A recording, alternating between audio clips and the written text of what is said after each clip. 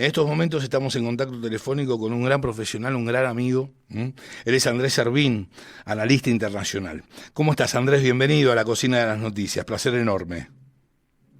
Como siempre, gracias por la invitación. Un placer estar con ustedes. Gracias por aceptarla. El placer es todo nuestro. Andrés, bueno, en primer término, te lo decía en off, sos argentino, vivís en Argentina. Si bien tu expertise fundamental pasa por analizar lo que acontece en el plano internacional, hoy por hoy el tema que nos afecta y que nos impacta de una manera muy importante a todos los argentinos tiene que ver con la inflación, ¿m? Con el poder adquisitivo de nuestra Ujú. moneda.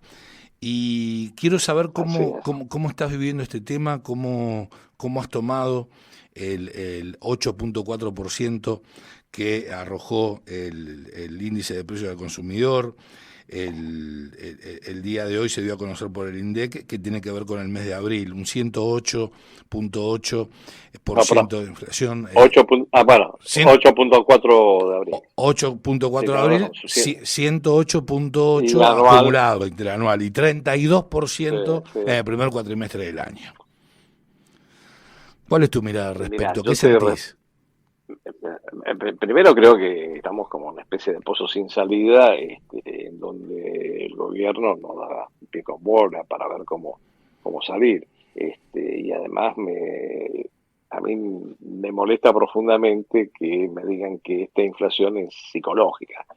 Lo que tengo Bueno, psicológicamente bueno. hablando es otro tipo de inflación, te voy a decir. Sí, es más para una visita al urólogo, te diría, ¿no? Exactamente, exactamente, exactamente. Yo creo que, bueno, pero ahora hablando en serio, Sí, dejando de lado las bromas, porque realmente esta es una no da situación para muy hacerlo, dramática. claro, sí.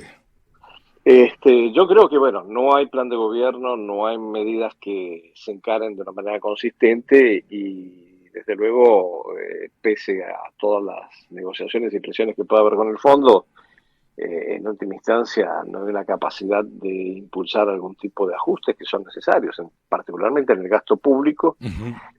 que es uno de los elementos que podría incidir, y desde luego en la reducción de la emisión de moneda. Caso. La Bueno, maquinita no puede seguir funcionando como viene funcionando. Y funcionando básicamente para mantener justamente ese gasto público mientras que se deteriora el ingreso y los salarios de la gente que tiene algún tipo de ingreso formal o informal que no sean los planes sociales. ujú, ujú. Sí, y llama poderosamente la Bueno, yo atención. creo que los planes sociales también, perdón, Sí, sí, también la gente que recibe planes se ve perjudicada obviamente por el proceso de pero inflación. bueno, pero la inflación es el impuesto más macabro que existe, sí, solamente en 5 países en el mundo. Uno de ellos, lamentablemente, es la Argentina, y es el impuesto, insisto, más, y creo que la palabra es macabro, más perverso, que recae Sí, precisamente sobre el bolsillo del más humilde. correcto. Los más vulnerables son los que más lo Exacto. sufren, pero en este momento los más vulnerables en la escala social, yo te diría que llegan prácticamente a los sectores medios altos, porque nadie está en condiciones con un salario o dos salarios familiares normales, así sean muy abultados, resistir el impacto de la inflación y llegar a fin de mes con la familia. No, totalmente, totalmente. Te Entonces erosiona, esto claro. afecta a los sectores más vulnerables, Sí, obviamente, pero también afecta a una clase media que cada vez más está afectada en sus, valga la redundancia, en su capacidad de mantener una familia, un estatus al que se había acostumbrado. Entonces, es muy interesante en estos días creo que alguien proyectó si la familia de Mafalda estaría en sí, condiciones de sí. vivir Sí, es este brillante. proceso. Sí, sí, sí, Eh, totalmente. y evidentemente esa clase media de la que sale uno de últimas, ¿no? De la década de 60, 70, desapareció y cada vez más está carcomida por... Pero yo creo que más allá de los procesos de inflación, está carcomida por la incapacidad de impulsar algún tipo de programa económico consistente que responda no solamente a una corrección de lo que se está haciendo en el país en términos de economía, sino también a vislumbrar cómo esto se va a manejar en el plano internacional. No, por supuesto. Bueno, Este, y siendo, mira qué interesante lo que decís, pero siendo al plano internacional, vos llevaste adelante unos comentarios en el diario de la Nación, un artículo del día de ayer, a raíz de la erosión global del dólar. sí, sí, yo creo que, a ver, mientras que aquí estamos hablando de dolarizar, en gran parte del mundo se está hablando de desdolarizar. En gran parte del mundo no, a ver, la ecuación es muy sencilla. La guerra de Ucrania lo que desata es fundamentalmente una serie de sanciones en 10 etapas distintas del mundo occidental a Rusia. Las sanciones no tienen el efecto esperado sobre la economía rusa y sí tienen un efecto boomerang sobre las economías occidentales y en particular sobre la economía mundial en general. Uh-huh. Entonces hay una preocupación de toda una serie de países, digamos, llamados del sur global, si uno quiere llamarlo de alguna manera, en el ámbito asiático, del Asia-Pacífico y Medio Oriente, y América Latina también, en donde la gran pregunta es, bueno, si seguimos atados al dólar, si esto no va a estar también, nos va a impactar desde el punto de vista de que en algún momento Estados Unidos nos decida imponer algún tipo de sanciones y obviamente nos van a tratar de aislar del sistema económico como lo están haciendo con Rusia. Entonces, yo creo que hay una reacción frente a eso, una preocupación por eventuales sanciones económicas. Como estamos viendo aquí, prácticamente el que no está alineado con Estados Unidos es pasible de ser sancionado. De alguna manera China está proponiendo algo similar. ¿O no? ¿Similar en qué sentido? Claro, similar no, en torno sí, a que... sí. ¿De qué lado estás? Me parece que tanto Estados Unidos como China en estos momentos les está diciendo al mundo, al resto de los países del mundo, bueno, ¿de qué lado estás? Es la impresión que a mí me Yo creo causa. que en términos de la moneda está pasando una cosa más matizada, yo diría. ¿En qué sentido? A ver. Un conjunto de países, y esto se ve en los acuerdos establecidos por distintos países que tienen que ver con los BRICS o la Organización de Cooperación de Shanghái, han establecido acuerdos en donde van a hacer los intercambios comerciales en sus monedas nacionales y eventualmente van a manejarse con reservas más que nada basadas en oro o en commodities, ¿no? A ver, estemos claros, de Estados Unidos la primacía del dólar, no hay la menor duda, sigue en pie, prácticamente el 58% de las reservas mundiales están en dólares, más del 70% del comercio internacional se maneja en dólares, pero hay como una especie de fatiga de los países emergentes, fundamentalmente las economías emergentes, y en donde se plantea la posibilidad de, bueno, busquemos una salida a esto porque a la vez no solamente estamos atados al dólar, sino que eventualmente esto puede ser convertido en un arma, y esa es la idea que se utilizó en el caso de Rusia, que nos afecte en nuestras economías, pero más que nada en nuestra capacidad de desarrollo. Entonces, hay entrecruzados acuerdos bilaterales de intercambio de monedas nacionales, pero también hay una dinámica que tiene que ver con los BRICS, de plantearse la creación de una moneda de los BRICS. Sí. Eso está en discusión, todavía se va a ver en junio. Desde un inicio que se está discutiendo este tema, ¿te acordás? Sí, porque además no nos olvidemos que los BRICS empezaron a discutir esto en el momento de la crisis financiera, todavía estaban asomando como BRICS recién. Sí. ¿No? Bueno,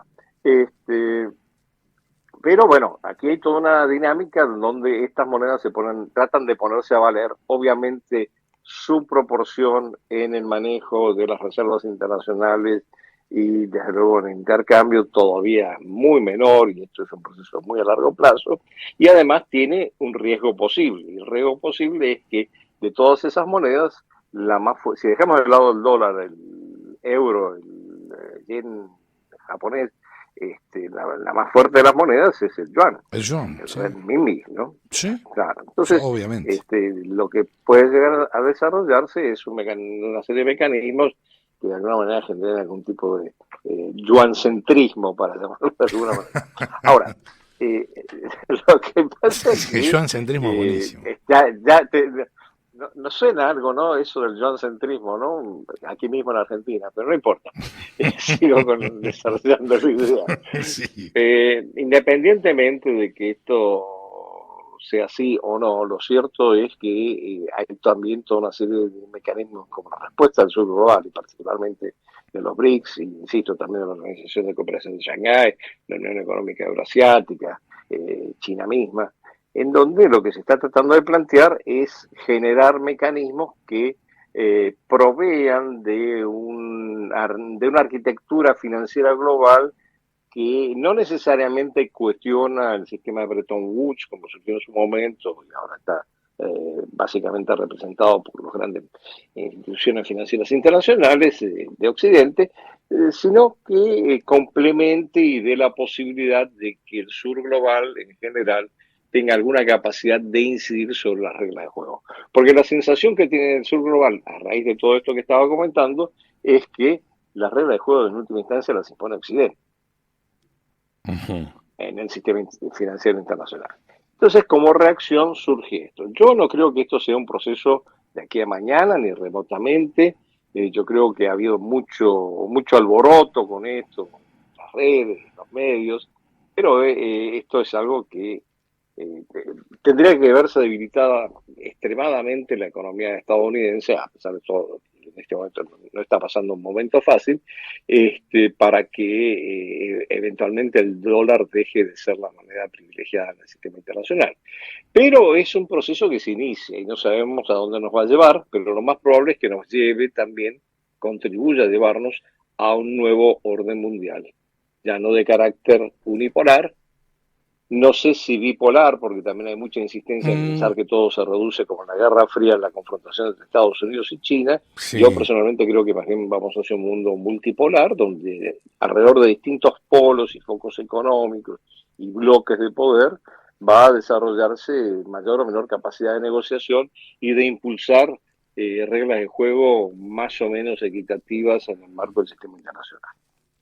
Es decir, que vos estás alineado con la idea de lo multipolar, no lo bipolar, no Estados Unidos y China, sino que, bueno, de repente van a tener peso algunos otros países del mundo también. Yo recuerdo, por ejemplo, no sé si la semana pasada o la anterior, no recuerdo bien, Andrés, todo este tema de la inflación en la Argentina y lo que se está viviendo, imagínate cómo impacta en mi cabeza, que estoy 3 horas por día destacando todos estos temas, ¿no es cierto?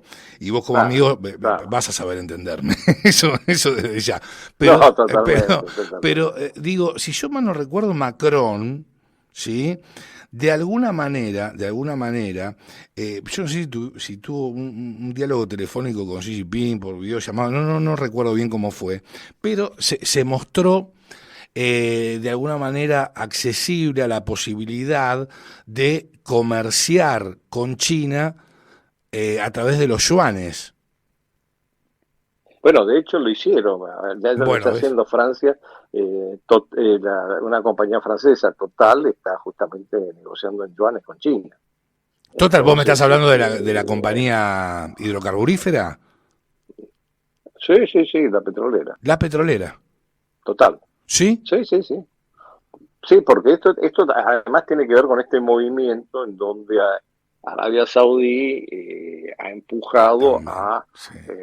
que la visión, esta percepción del petrodólar como Sí. el mecanismo fundamental de intercambio referente en el sistema internacional, bueno, algunos están hablando del petroyuan, por los acuerdos que ha establecido Arabia Saudí con China, ¿no? Que se Ujú. van a pagar en monedas nacionales. Pero yo te voy a decir, lo del mundo multipolar, volviendo al tema que me parece muy importante, es decir, Súper, no sí. tienen tanto que ver solamente con la potencialidad de una Europa, yo no sé, en este momento realmente muy alineada con Estados Unidos, pero que en algún momento una Unión Europea que retorne esta idea de la autonomía estratégica, esta visión goyista, ¿no? De Gaulle en su momento, que Sí. algunas veces asoma en Macron, sino que básicamente porque hay otros actores importantes. Y uno de ellos, por ejemplo, es la India. La India se está convirtiendo en la gran fábrica del mundo, tiene realmente índices de crecimiento mayores que los de China, ha superado a China en población. En población, sí. Y claro, entonces, bueno, todo esto sí genera la necesidad de algún tipo de coordinación entre distintas economías emergentes que se expresa, entre otras cosas, en los BRICS, pero a su vez se traslada al G20, porque en el G20 siempre hay como una tensión entre los países en desarrollo o en vías de desarrollo, agrupados en los BRICS o no, y el G7, ¿no? Las grandes economías occidentales, incluyendo entre ellas a Japón, ¿no? Entonces, estamos en una situación en donde hay un juego muy fluido de la dinámica internacional y hay actores emergentes que empiezan a pesar, hay bloques que se van conformando de distinta manera, hay alineamientos y no alineamientos. La India vuelve a ser un ejemplo de esto, tiene relaciones con Rusia, pero tiene un conflicto con China, está en la Organización de Cooperación de Shanghái, pero a la vez tiene un vínculo con Washington cada vez más estrecho, participa en el Quad, en el Indo-Pacífico, bueno, en fin. Ahí hay muchos ejemplos de países que mantienen una especie, tratan de mantener un equilibrio en sus relaciones con distintos antagonistas o rivales en el sistema internacional desde el punto de vista estratégico, ¿no? Y yo creo que por esa línea también está caminando de alguna manera Brasil, ahora bajo el gobierno de Lula. Bueno, sí, no sé si con mucha claridad o no con respecto hacia dónde se va, pero creo que es un elemento muy importante quizás para pensar cómo debería posicionarse América Latina en el marco de lo que se nos viene encima y salir de la mentalidad de la Guerra Fría, que son dos los que están en pugna, los malos y los buenos. No, bueno, no es así. Sí, vos decís, claro, lo que planteás es tener una mirada mucho más amplia y venderle a todo el mundo, no posicionarse desde Estados Unidos o desde China, sino tener una mirada geopolítica sumamente amplia como la tienen otros países. Bueno, y como de hecho, cuando uno ve con quién comercia Argentina, y esto es muy interesante porque a veces la gente no lo percibe. Nosotros tenemos una importante diversificación de nuestro comercio internacional. Sí hay un núcleo muy fuerte que está relacionado con Estados Unidos y los países occidentales, básicamente la Unión Europea y de ahí probablemente España. Después un núcleo muy importante del segundo socio comercial es China, pero después hay una tercera parte de nuestro comercio exterior que pasa por otros países y no se alinea necesariamente con ninguno de los dos bloques. Yo Por ejemplo, desde Vietnam, Indonesia, sí. India, es decir, hay básicamente, claro, más que nada en el Asia Pacífico, pero porque ese es el gran centro de dinamismo económico global que se ha venido desarrollando. Uh-huh. Pero esto quiere decir que nosotros no tenemos por qué estar atándonos a un lado o al otro. Lo que tenemos que hacer es un buen manejo de nuestra diplomacia en el sentido de Bueno. ver cómo nos insertamos de la manera más diversificada posible. Bueno, pero sería muy interesante que la República Argentina tenga una mirada tan amplia como la tienen los Estados Unidos y China, porque ellos tampoco se concentran en pocos países para exportar, ¿o no? No, claro, lo que pasa bueno. lo que pasa es que estamos hablando de escalas distintas, de dos escalas económicas. Sí, pero nosotros podemos distintas. ser el restaurante del mundo, ni más ni menos. Nosotros podemos abastecer de energía a ¿cuántos países? Lo que pasa es que tenemos que armar bien el menú, los No hay infraestructura, exacto, sí señor, sí, etcétera, totalmente. etcétera, etcétera, ¿no? Sí, Siguiendo con la metáfora. Sí, por supuesto, por supuesto. Y una visión estratégica, que es la otra cosa que muchas veces vamos a los bandazos por el mundo de una manera realmente errática, ¿no? En términos de la política exterior. Bueno, Sí. por lo menos como yo lo veo. Sí, yo comparto. En algunos momentos sí se concentra, en otros no. No, por supuesto. Y creo que en eso justamente la gran ventaja de un mundo multipolar es que si uno no se alinea con uno con el otro bloque, sino que, bueno, juega su juego con cada uno de ellos, pero también se abre a otras posibilidades, bueno, puede ser una gran ventaja. Y yo insisto en esto, nosotros la diversificación de comercio que tenemos nos permite seguir eso. A veces no somos conscientes de eso, ¿no? Pero sí está ahí. Sí, pero la balanza comercial siempre da negativa en la Argentina. Bueno, pero por otras razones que tienen que ver también Con la con la cuestión situación interna, endógena. macroeconómica interna. Claro, por Claro, entonces, supuesto, por supuesto. si vos Ah, le sacás, sí, si vos sí. le sacás el 35%, 30 y tantos por ciento de todo lo que exportás, de lo que produces, en el país, bueno, Exacto, no sí, sé, yo tal no cual. sé si esos valores son equivalentes a la tributación en otros lados, ¿no? Sí, nosotros en Argentina, No me da la impresión. yo hablaba con el Hacha Lázari, un gran Ujú. economista que conoces obviamente. Sí, sí.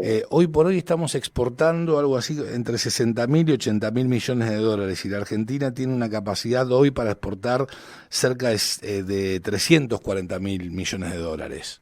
Mirá vos, qué lejos que estamos, Mirá, ¿no? mirá, bueno, pero justamente lo que necesitamos es la capacidad de potenciar todo eso a través de tanto de una política económica interno coherente como una Totalmente.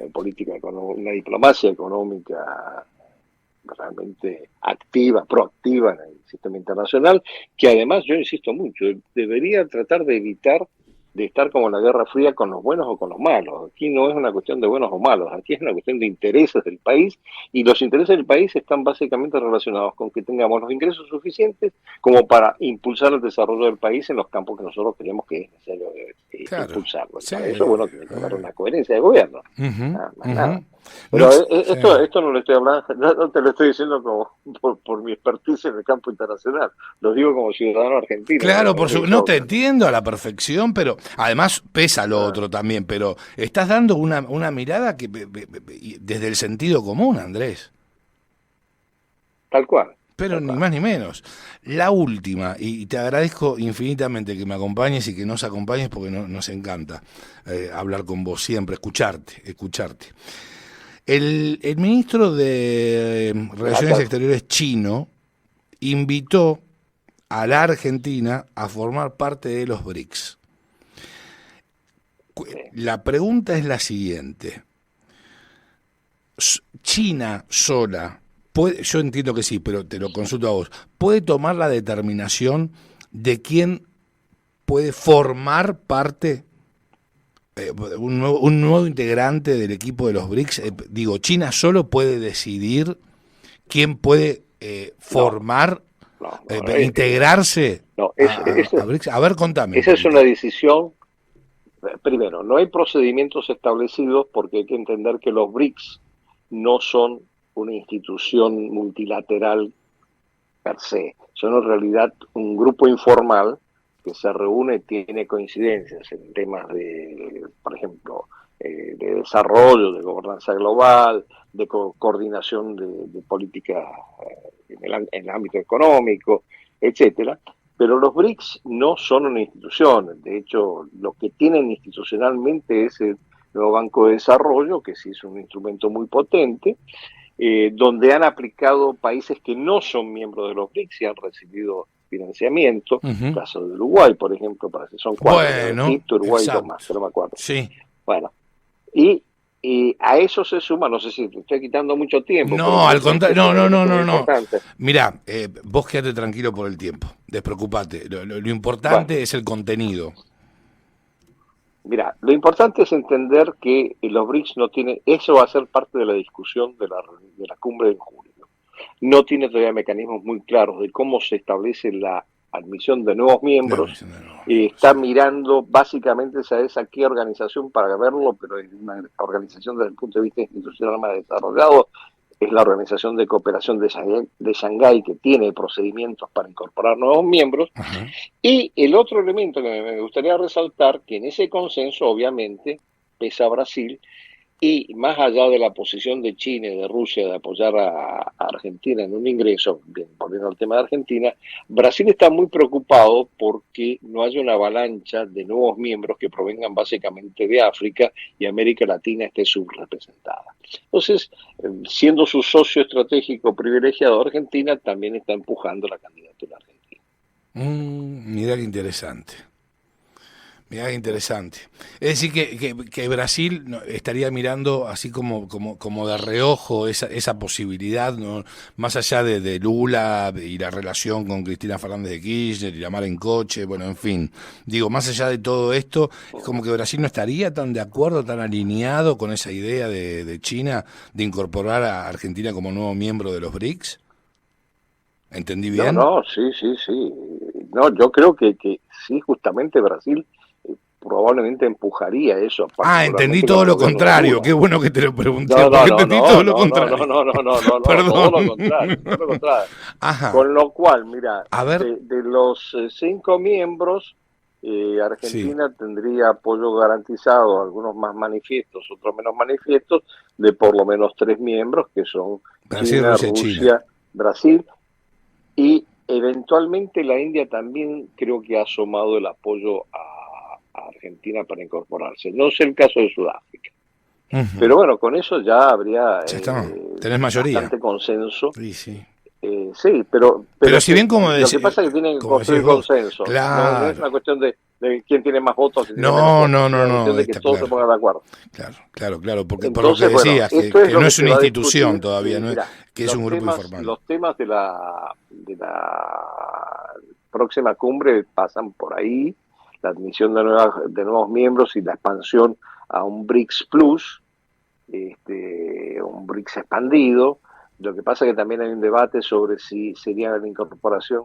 Esto es un debate que no ha saltado mucho a los medios, pero que sí A viene ver. de atrás, de si se incorporan por países, así como están, hay 19 países en la fila esperando, o si eventualmente se empieza a utilizar algún mecanismo de integración de regiones y subregiones para reforzar el poder del sur global, digamos, en este mecanismo, ¿no? Esa es una tesis muy promovida, entre otras cosas, por los rusos, de que sean regiones las que se incorporen. Pero bueno, este es uno de los temas que está en discusión sobre cómo se va a hacer.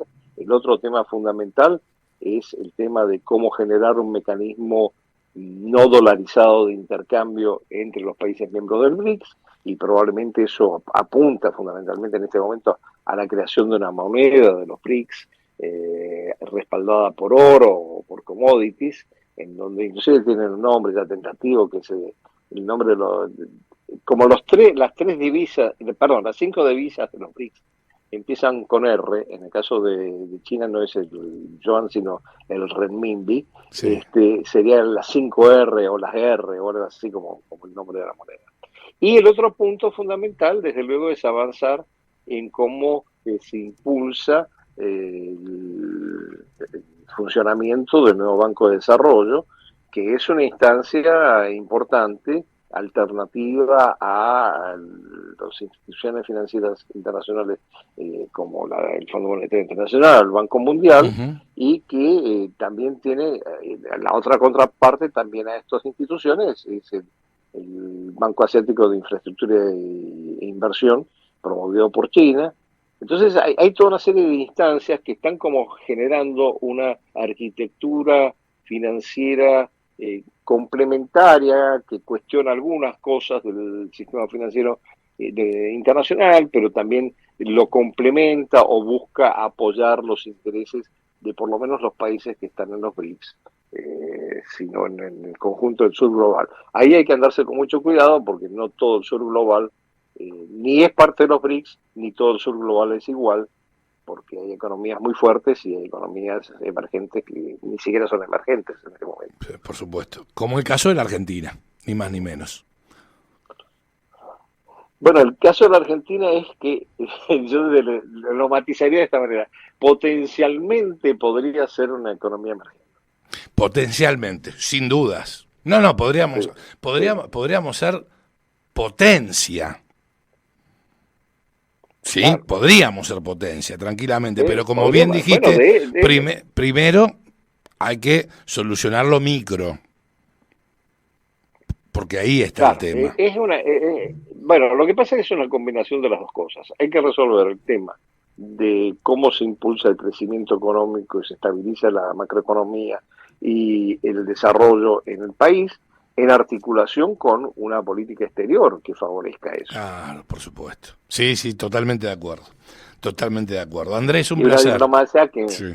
No, y la diplomacia Bueno, sí que me te interesa. agradezco. No. Y la diplomacia me encanta. No, no.